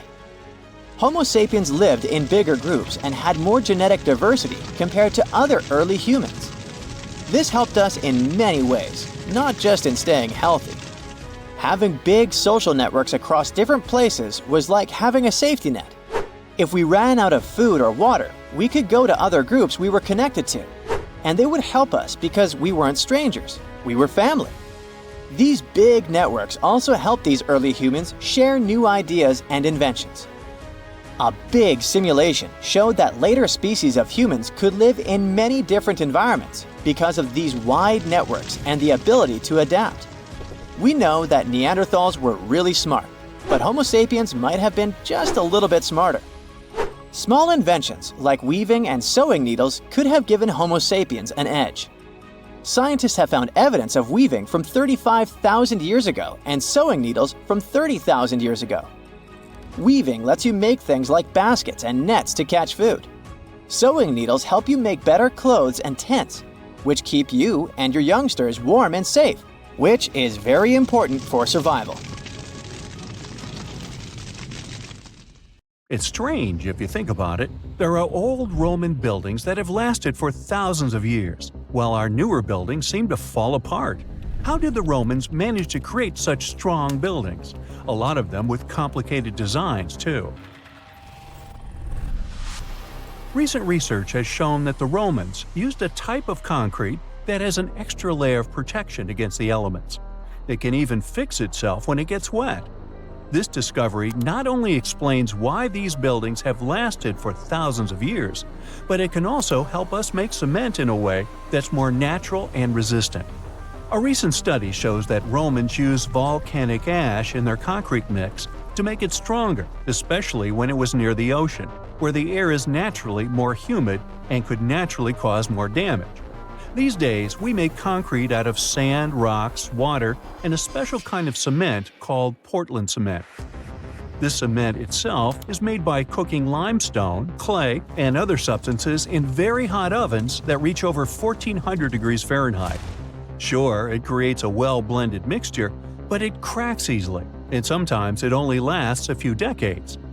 There's one more interesting feature of this amazing Roman concrete. It has small white bits of calcium called lime clasts that stay inside the concrete and do not disappear over time. At first, it may not seem that attractive because it's not as smooth as the concrete we use today. And for many years, specialists used to think that having small pieces of lime in concrete was a bad thing because they thought it made buildings less resistant. But researchers found out that these tiny pieces actually help the concrete fix itself. I wish I could fix myself that easily. They discovered that when the concrete got cracks, it seemed to magically fill them with a substance called calcium carbonate, found in the lime clasts. The Romans made their concrete by mixing sand, volcanic ash, and burned limestone together and adding water. This is called hot mixing. When the water and lime mix together, they have a chemical reaction that makes the mixture get very hot, up to 200 degrees Fahrenheit. This also causes those tiny pieces of lime to form. Now, this concrete can get cracks, and when water, rain, or seawater gets in, it makes the calcium in the concrete dissolve. The calcium then sticks to the cracks and makes them close up, kind of like a scab. Of course, researchers had to test this method, and they made concrete as the Romans did. Shortly after, they cracked it here and there. They placed the cracked concrete under water, and after 1 to 3 weeks, the cracks were gone. Safe to say, this didn't happen with concrete made using modern methods. Now, the Romans didn't know the science behind making their concrete strong, but they found a good recipe by trying different things over a long time period. Ancient records show that they used this recipe to build strong structures, especially for ships, and continued to use it once they found it was successful. Now, not all Roman buildings made it to the 21st century in perfect condition. The Colosseum, for instance, one of the most famous Roman constructions in the world, used to be nearly twice as large as it is today. It sustained a lot of damage throughout the ages, reaching the form we've come to know today. Let's not forget, it's a pretty old building to begin with. Its construction started in the year 70 under Roman ruler Vespasian, who later started making motor scooters named after him. You know, Vespa? Nah, I made that up. Anyway, ever since it first opened, the Colosseum was home to a lot of activities and shows, featuring fearless gladiators and a large display of exotic animals, who got to mingle and did lunch together. Unfortunately, it all went downhill in 217 when a fire struck the upper parapets and much of the building's interiors. It took a whole century to finish up the repairs for the damages. Sadly, the initial shape of the Colosseum would be gone forever. A strong earthquake followed, and that didn't help either. This one took place in southern Italy in 443. At this point, a considerable portion of the Colosseum's outer ring was damaged. Soon enough, when locals encountered hardship, they had to rely on selling chunks of limestone from the ancient Colosseum to go by. Another earthquake came in 1349, which gave the Colosseum its most devastating blow. It's when the south side of the building collapsed completely. That's when it started to look more like the building we can see today in the Italian capital. It's not all bad, though. Some pieces of stone that were shaken off the Colosseum were used to rebuild other famous landmarks in Rome. So, if we think about it, the missing part of the Colosseum isn't missing at all. It's just been recycled all around the city. One building that features pieces of old stone Colosseum is called Palazzo Venezia, and it's a local museum. Now, speaking of weird buildings, you've probably seen this one, as it's one of the most photographed spots in the world. You can see online photos of people leaning on it, or ones that make the building look like an ice cream scoop. This famous Italian landmark is called, you tell me. Yep, the Tower of Pisa, and it looks like it's seconds away from collapsing to the ground. Now, should you ever want to visit, you'll need to head over to this Italian city with the same name, Pisa, near the Square of Miracles. Now, weirdly enough, this building is more famous for its awkward incline rather than for its history or purpose. Back in 1178, when the construction of the tower was still not completed, people realized that the building was starting to lean over, and that was before they had reached its third floor. They soon figured out it had nothing to do with the building plans or the materials they used. It was all happening because of the mushy and shifting soil which was beneath the construction. These days, we know that placing a building on top of soil made of clay, fine sand, and shells isn't the best idea. But back then, people didn't know how to figure that out before building something. Now, fast forward some centuries, and it became clear that this 180-foot tower isn't just leaning, it is falling, and at a considerable rate of about 0.08 of an inch per year. Well, that may not sound like a lot, but multiply that by hundreds of years and, well, just look at the pictures and you'll understand. This leaning tower is more than 16 feet off its axis in the present day. So how come it hasn't fallen over altogether? Well, because of physics mostly. Its center of gravity continues to be located within the base of the structure, so it's pretty grounded. It's also been continuously watched over by local authorities to make sure they protect this unique building for as long as possible.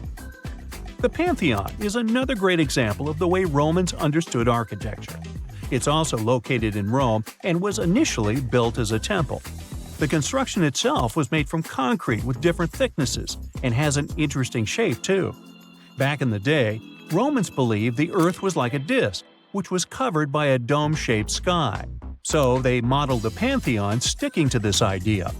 Light comes into the temple through a hole in the dome, shining down on the floors and walls, showing the movement of the sun. It's also one of the best preserved ancient Roman buildings.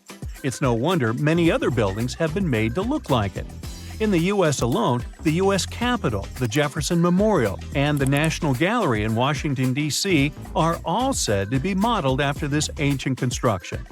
The famous painter Michelangelo was so impressed by this building that he believes some unnatural force must have helped in its construction. The place where it stands is also very special because of the story behind it. Legend has it that the founder of Rome, Romulus, was lifted to the ancient Roman higher spirits on the wings of an eagle from this exact location. Apparently, it was a talon show. Get it? Talons? Eagles? Okay, gotta go. In February 1961, 3 adventurous rock lovers were searching for geodes near Olancha, California. They took one of their findings home and studied it because it looked pretty unusual.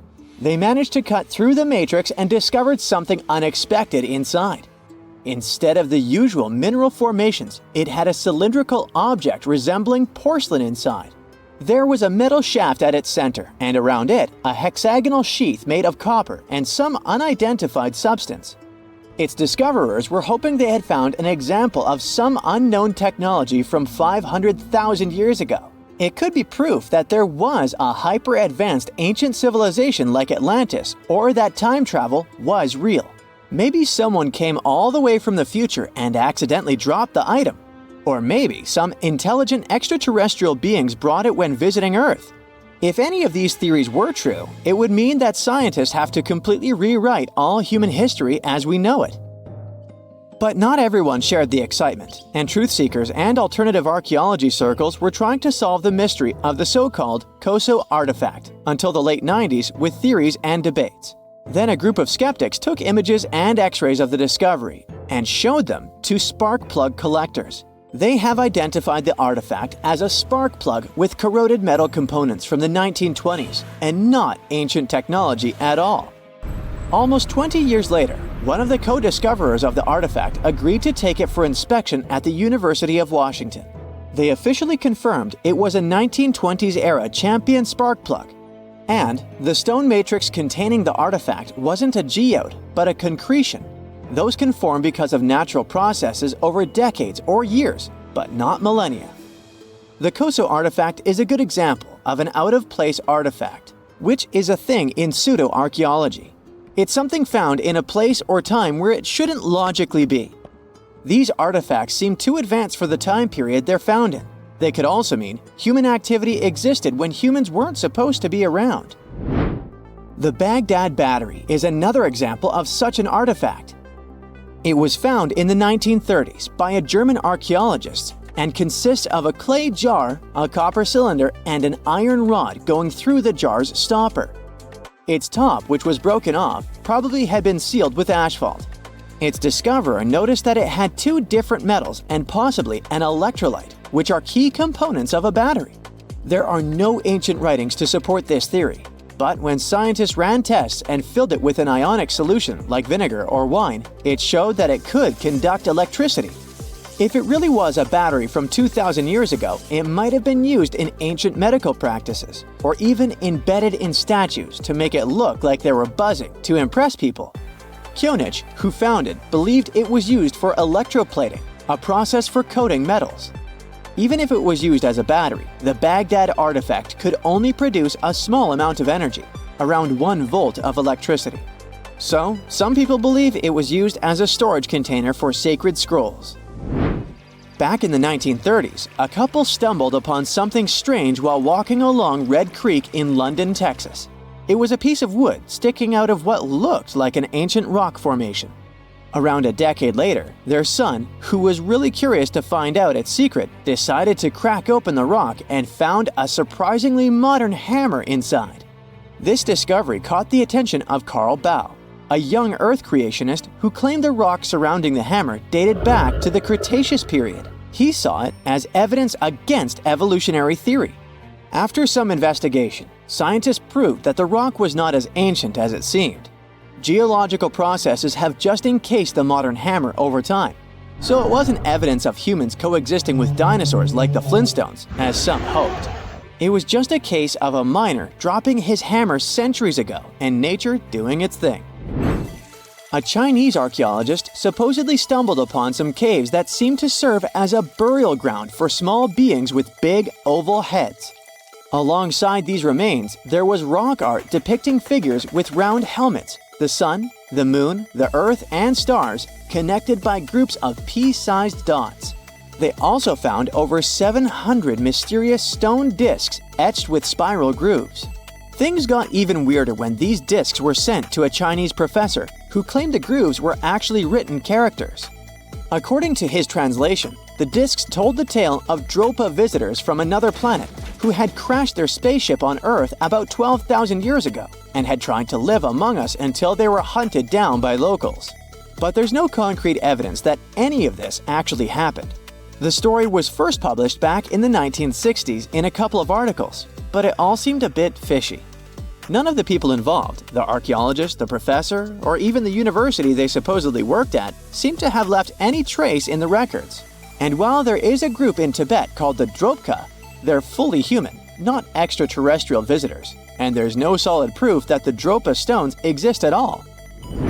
In a remote part of China, there are some bizarre pipe-like formations known as the Beigan pipes. A local explorer found them back in 1996, protruding from Mount Beigan and along the shores of Tosan Lake nearby.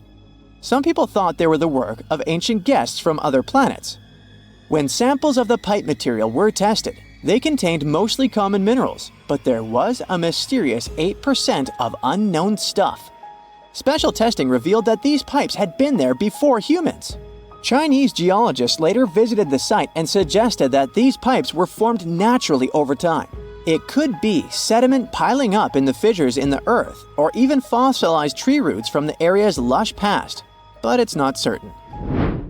There's a mysterious terracotta head in Mexico with a hard-to-pronounce name, discovered back in the 1930s during a burial excavation. This head looked a lot like fancy Roman statues, so it wasn't clear what it was doing in Mexico. For some reason, the discoverer kept it secret for several decades. The head was found in a pyramid with 3 floors about 40 miles from Mexico City, alongside gold, copper, and pottery. Some argue that if this head really is many centuries old, it could mean the Romans or some other civilization had made it to Mesoamerica before Columbus did. There are also drift voyage theories mentioning a shipwreck after which some artifacts and survivors made it ashore. Some suggest that this figurine head was a little souvenir brought over by the Vikings. But there's no solid archaeological proof of the Vikings meeting the folks in Mesoamerica. There are some artifacts floating around, but none of them have been stamped as undeniable evidence of pre-Columbian contact, so the mystery of how this head ended up where it did remains unsolved. While digging a trench along a river in Romania, workers found a wedge, which is now famous as the aluminum wedge of Ajud, or the object of Ajud. Right next to it, there were some mastodon bones. Those distant relatives of elephants lived 11,000 years ago, so the wedge is probably of the same age. The cool part is that it's made of aluminum, a metal not even discovered until the 1800s. This material requires serious heat to produce. The wedge is also covered in a thick layer of oxide that's been sitting there for hundreds of years. Some folks believe this wedge must have crash-landed here on a spacecraft from some other planet. Some scientists think it's all a hoax, and others suppose it might be a human-made object with an unknown purpose. You're walking down the street. You see a strange-looking antique shop called Ageless Trinkets of Mr. Bright. You're curious, so you enter there. You take a look at all the weird stuff. Suddenly, an old folded parchment paper catches your attention. It's a world map, but something's off with it. Instead of showing the countries as you know them, it shows the locations of 4 mythical lost worlds and civilizations. Mr. Bright, the shop owner, comes next to you after realizing your shock. This map won't let you find these places or anything, but I can explain to you the legends behind them if you want, he says. Let me begin with Atlantis. You might know it as Aquaman's underwater kingdom, but Atlantis, the fictional island, was actually first introduced in two of Plato's works. According to him, Atlantis was a highly advanced civilization that existed about 9,000 years before his own time, and its story had been passed down by poets, authors, and others. He wrote about Atlantis and its citizens to give a moral lesson and to teach about the dangers of arrogance, as well as the eventual downfall of those who are after too much power. In his dialogues, Plato stated that Atlantis was a great and powerful empire that was respected in all parts of the world. It was founded by beings who were half deities and half human, and became a great naval power after a while. Being an island filled with gold, silver, and other precious metals certainly helped their case. But besides that, it was also known for its breathtaking architecture and state-of-the-art technology, as well as its countless rare and exotic wild animals. Atlanteans were proud of their great achievements and the perfection of their civilization, but their excessive pride was going to bring their downfall. They believed they were so superior that they could gain control over any nation. This led them to launch a series of invasions. They conquered many of the Mediterranean lands, but when it was time to enter Athens, Athenians pushed back with an extraordinary force, so the Atlanteans were finally defeated. Plato stated that deities then got angry at Atlanteans because of how wicked, greedy, and immoral they became. So they punished them by sending earthquakes, which caused Atlantis to sink beneath the sea. Although the earliest written records of Atlantis were Plato's works, some people still believed his story to be based on truth and tried to identify the island of Atlantis with actual countries. Some people suggested it may have been located in the Mediterranean Sea, near the coast of Spain or Italy. Others thought it may have been located in the Caribbean, off the coast of Central or South America, but there was no solid evidence to support any of these claims. One theory, in particular, seemed more plausible than the others, though. Located in the Aegean Sea, the island of Santorini was the home of a highly advanced Minoan society. However, due to a huge volcanic eruption, it was destroyed about 3,600 years ago, causing the Minoan civilization to suddenly disappear. These similarities between the fictional Atlanteans and the historical Minoans made Santorini a good candidate for the speculations. Yet again, there were still major flaws with it, such as how the time when Plato said Atlantis was destroyed doesn't coincide with the time of Santorini's eruption. So Atlantis still continues to be regarded as nothing more than a popular legend in the scientific world. Now, let's move toward the northeast direction on the map, Mr. Bright says. According to Celtic Breton mythology, there once was a magnificent city called Ys, also known as Caris, that towered over Douarnenez Bay in France's Brittany region. It was the most wealthy city in the entire Atlantic. It was especially famous for its beautiful gardens and buildings, and its citizens were all living comfortably and happily there. Dahut, who was King Bradlon's daughter in Breton legends and literature, had a deep love for the sea. She begged her father to build a city at the edge of the sea, and that is how the city of Ys was established. Little did she know that she would be the one responsible for the destruction of her father's beloved gift. You see, since the city was surrounded by the sea, it needed to be protected by a dike equipped with floodgates, and these gates could only be opened at low tide. And the only one who had the keys to these gates was the king himself. One day, a handsome red knight arrived at the city, but couldn't pass the gates. Dahut was so taken by him that she wanted to let him in. She knew that her father was the keeper of the only key to the city, so she sneaked into his room and stole it from him. Then she gave it to the Red Knight so that he could enter the city and they could be together.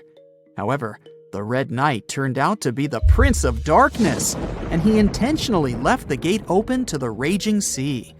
The waves soon swallowed all of Ys. King Gradlon was able to escape on his magical horse, but Dahut couldn't. She turned into an evil mermaid who lured sailors into the sea. Today, if you go to Quimper, a city in Brittany, northwest France, you can find the statue of King Gradlon riding on his horse. Although the city of Ypres is a legend, Brittany coast locals believe that on the days when the waters are calm, you can still hear the tolls of the city bells deep under the sea, if you listen carefully. Mr. Bright then points at the Indian Ocean on the map and says, "Now, have you heard about Lemuria?" Back in the mid-1800s, a few scientists suggested that there was once a continent that existed in the Indian Ocean, somewhere close to the south of modern-day Sri Lanka. The first one to popularize this theory was the British lawyer and zoologist Philip Lutley Sclater. In his paper, The Mammals of Madagascar, he stated that he found lemur fossils in India, and not in Africa. However, this discovery was extremely shocking to him because of the fact that lemurs' original homeland, Madagascar, is much closer to Africa. He proposed that this was possible only if some larger continent connected the two once. He stated that this continent must have eventually sunk to the ocean floor. He then named it Lemuria, and hence the theory was born. People who came after Sclater took his theory a step further and thought that Lemuria was also the home of an extinct race of humans called Lemurians, who had 4 arms and enormous bodies, and were also the ancestors of modern-day humans, as well as lemurs. Of course, as new scientific discoveries were made on plate tectonics, evolution, and the study of DNA, the theories regarding the fictional continent called Lemuria were debunked. The last fictional land on the map is Agartha, Mr. Bright says. Taking its roots from Eastern mysticism, one legend says there's a kingdom called Agartha that is located deep beneath the surface of the earth. It's where all 4 corners of the world are connected by paths and tunnels. It is said that there's a secret entrance into Agartha hidden in the Gobi Desert, and it's built by Agarthans themselves using advanced technology that can't be detected by us, the surface folks. According to some beliefs, Agartha exists to counterbalance the energies of those who live above the surface. While we live in a state of rush and heightened emotions, this world beneath us is the total opposite. Some even say that those who escaped Atlantis fled here to continue their lives inside the Earth's core. And yet, others think it's actually a land that's crawling with all kinds of monsters. But there's no need to be scared, since modern science proved Earth's core is not actually hollow and is a solid hot iron ball. So you can cancel your journey plans to the center of the Earth if you've made any. Thanks, Mr. Bright.